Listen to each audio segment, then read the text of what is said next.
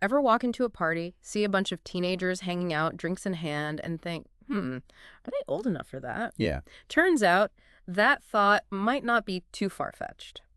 We were diving into some stats about underage drinking, and it's way more common than you might think.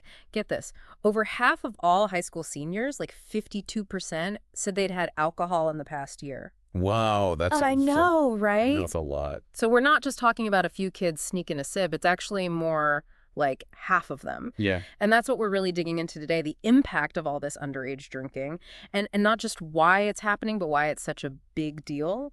Right, because it's easy to kind of brush it off, oh, kids will be kids, but it's actually a really serious issue. The numbers are really concerning when you look at the potential consequences, both immediately, but then also years down the line. Totally. And the data we found is honestly pretty alarming.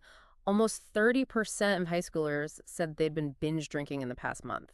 Yeah, it's a lot. That's like, if you think about a classroom of 30 kids, 9 of them are regularly binge drinking. And what's even more concerning is that number is actually going up.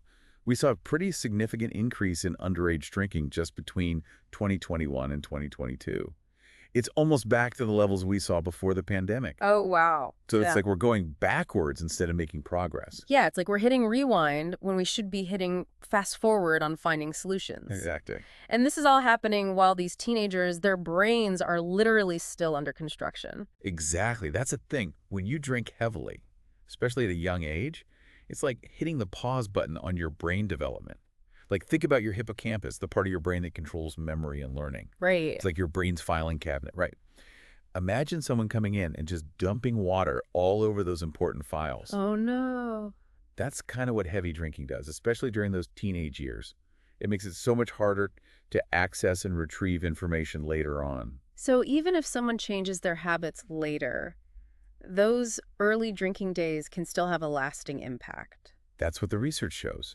And it's not just memory we're talking about. Right. Increased risk of liver damage, problems with bone density, even a higher chance of developing mental health issues later on. Wow. And it's all because of what they were putting into their bodies during those critical years. And it's not just the long-term stuff either. No, definitely not. A scary number of teenagers are putting themselves in immediate danger too. Like, we saw that 17% of high schoolers admitted to getting into a car with a driver who'd been drinking. Yeah, that's like 1 or 2 kids in every carpool. And they're basically putting their lives in the hands of someone whose judgment is totally clouded. Totally. And it makes you think, what is going through their minds when they make that decision to get in the car?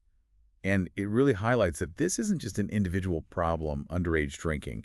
It's something that impacts families, communities, society as a whole. Absolutely. It's easy to kind of fall into that trap of, oh, those teenagers these days, but that really oversimplifies things. Right. You know, adolescence is already so hard. Yeah. They're going through all these physical changes, emotional changes. Yeah. They're trying to figure out who they are, how to fit in. There are all these new emotions. Their brain is literally still under construction. Right. And then alcohol comes in and it's like, hey, I can solve all your problems. Exactly. Makes you feel less anxious, more confident. Right. More mature, cooler. Like, remember that whole curiosity factor? Yes. It's not always just about rebelling. Right. It's about wanting to experience those positive feelings that, alcohol seems to offer, at least on the surface. Exactly. And those perceptions are often shaped by what they're seeing on TV, in movies. Oh, absolutely. In music videos, drinking is glamorous. Yeah. It's normal. It's funny. Right. They don't show you the downsides. Exactly. It's like this message, this subliminal message saying, this is what a fun time looks like. And for teenagers who are already, like we said, trying to figure out where they fit in, Right. that message can be so persuasive. And it's everywhere, too. They can't escape it. And it's constant. And on top of that, there's family history. We saw that if you have a parent or even a close family member who struggles with alcohol, you're statistically more likely to drink as a teenager. Right. And it makes you wonder, is it genetics? Is it environment? What's the deal? What is it? It's usually not just one thing. Yeah. It's this whole combination of factors. Okay. But think about it. If you grow up in a home where alcohol is just the go-to way to deal with stress or difficult emotions, Right. you might not learn other healthier coping mechanisms. You're not going to learn them now. Right. And you might even start to see alcohol as a totally normal way to handle life, even when it throws you curveballs. Right. It's not even what's being said about it. It's just what you're seeing modeled. Exactly. And then we have to add in the mental health aspect, too. Right. Because Teenagers, particularly those with conditions like ADHD, tend to be more susceptible to underage drinking. Is that because of impulsivity or something else? Well, it's probably a combination of things. Okay. Impulsivity is definitely part of it, but also difficulty with emotional regulation, problems with social skills. These can all play a part.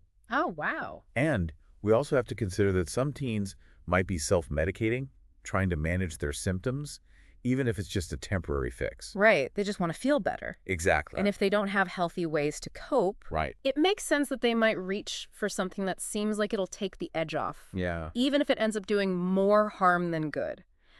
We've talked a lot about the impact on teenagers developing brains, all the risky situations they can end up in. Right. But we also found that underage drinking can really put a strain on relationships too. Oh, absolutely. And it's not just like the classic parent-teenager arguments, although I'm sure those are no fun for anyone. Right, right, It's more than that. right. Okay. It goes much deeper than that. Yeah. You're talking about secrets, this erosion of trust, communication breaking down within a family, Yeah, and that can be really isolating, absolutely. not just from family, but from friends too. Friends who maybe aren't into drinking or they just get tired of the drama. Right, like all of a sudden you're not the same person you were. And you might think you're drinking to fit in, but you're actually pushing people away. Yeah, it's tough because you're trying to figure out where you belong, and it can Yeah. feel like you're losing those connections that matter most. And then there's the whole legal side of things. No, yeah. Because those consequences can stick around for years. Oh, absolutely. They can have a ripple effect for years, even decades after someone turns 21. It's not just like, oh, you got in a little trouble as a teenager and then it's gone. Right. No, it's not like a magic erase board. Right. Think about it. DUI, public intoxication, even if it's something like vandalism, Oh, yeah. where you were under the influence. Those aren't just useful mistakes. They're on your record. Yeah. And that can impact everything. I mean, getting into college, getting a job, even renting an apartment, Wow. even traveling to certain countries can be a problem. It's easy for us to say, oh, they're young, they'll learn from their mistakes. But the reality is, those choices, they can have some really serious long-term consequences. Absolutely. And we have to remember those legal troubles. Yeah. They're often happening at the same time as those risky behaviors we talked about earlier. Right. The DUIs, the accidents. Mhm. We're also talking about an increased likelihood of sexual assault. Right. It's not just numbers. Yeah. These are real people. Real people, Yeah. real consequences, and the trauma is lasting for everyone involved. It's a lot to take in, and I feel like we've just scratched the surface here. So Yeah. where do we go from here? What can we actually do about this? That's the million-dollar question, right? Right, because our research had some prevention tips, like talking to kids early about alcohol, being good role models ourselves, staying involved in their lives. Absolutely. But it feels so big. It does. Like, where do you even begin to tackle a problem like this? It's true. There's no one-size-fits-all solution. It's going to take all of us working together to make a difference. So it's not just on parents to fix this. No, not at all. It's on all of us. We have to challenge those media portrayals that make drinking look cool and glamorous. Right. Support community programs that give young people healthy outlets and alternatives. Right. Give us something else to do. Exactly. And most importantly, we have to talk openly and honestly about responsible drinking. It's not about sheltering kids from the conversation. It's about giving them the tools and knowledge to make informed choices. It's about changing the whole culture around alcohol, not just for this generation, but for the ones that come after, right? Exactly. It's about empowering young people to navigate the challenges of adolescence in a healthy and safe way without turning to substances. I think that's a great place to leave it. And if there's one thing I want our listeners to remember, it's that this isn't just about a few kids sneaking a beer from the fridge.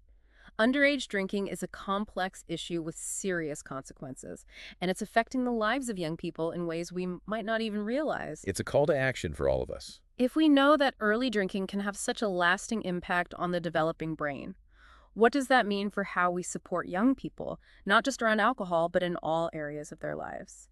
That's something I hope we all think about. Thanks for joining us for this deep dive into the often overlooked world of underage drinking.